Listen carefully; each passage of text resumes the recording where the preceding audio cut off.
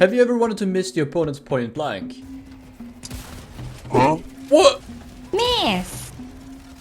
Miss! Or maybe you want to do a Emperor Palpatine cosplay, but only half as cool because you picked the cosplay from Walmart. Or have you ever wanted to know how it feels to wait for your dad to come back from the store because he went to go buy some milk? Well, look no further, because the Arc-12 Blitzer is here. In this video, we're going to be talking about the Arc-12 Blitzer and its strengths and many weaknesses. We're going to be going over the weapon stats, what it does, what you can use it for, how strong it is, and as well as its many flaws. Most of the footage you'll see from this video was taken from my Twitch channel, twitch.tv/Chromatix, live at around 2 PM CET almost every single day. But let's get into the video.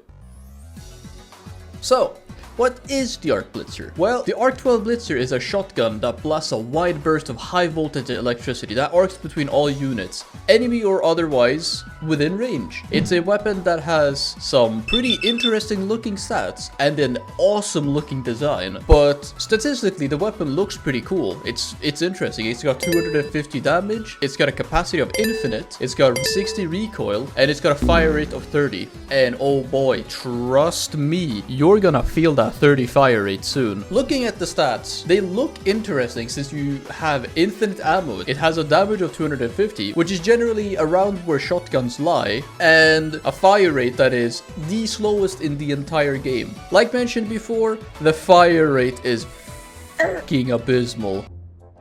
Oh man, I can't wait to try this new Arcblitzer out. It looks so awesome. It's got cool stats, got infinite ammo. There's no way it's bad, right? I'm still reloading. Any day now.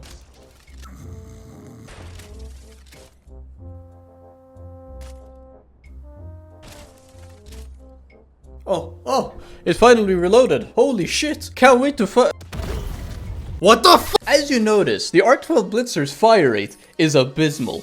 You basically have to— What the fuck? You basically have to edge the gun in order to shoot it. It takes about 6 seconds to even shoot the damn thing. Another thing is there's not a single guarantee that you actually hit the target, because for some reason the game is programmed to shoot a dud every so often with the gun. What?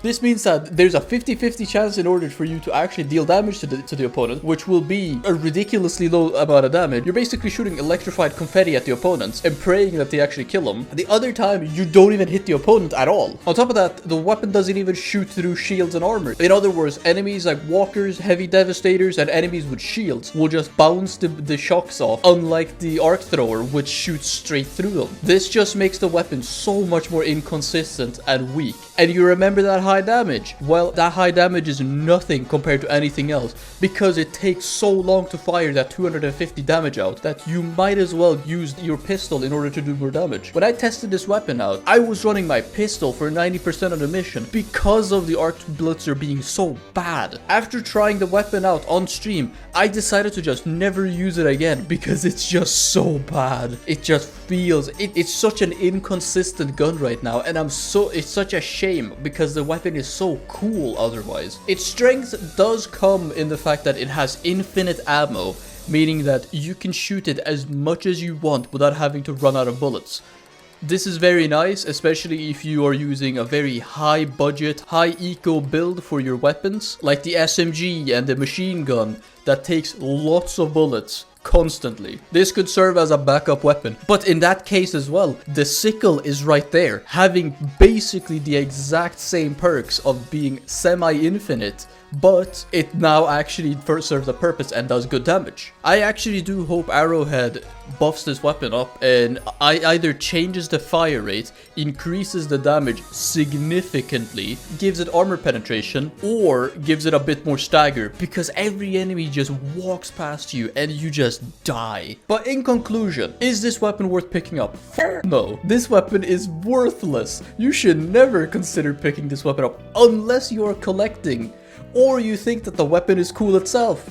I personally picked it up just to review the weapon because it looked cool, but it just turns out it's the electric shotgun from Helldivers 1. Completely useless. But we reached the end of the video. I hope you all enjoyed this video. Be on the lookout for maybe one more video that's probably going to be a bit more rushed, because, well, the new Helldivers pass is coming out this Thursday, and I'm very busy right now, so it's probably gonna be a very rushed video.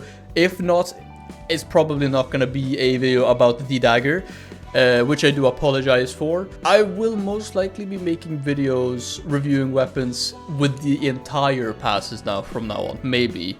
If I do find an interest in the passes, I will most likely make a video for all of them in one, because it's way easier, it's way faster, and it's not as stressful as, you know, waiting for like 4 weeks and then a pass comes out of nowhere and now you have to scramble for the next video. Keep a lookout. The dagger video may or may not come out. I will notify you guys as always if it does come out. And if you like this video, please make sure to, you know, like the video, subscribe if you're new, comment down below. What do you think of the Arcblitzer? I personally, as you may have noticed, I hate the weapon. But I hope you all enjoyed, and I'll see you next time. Peace.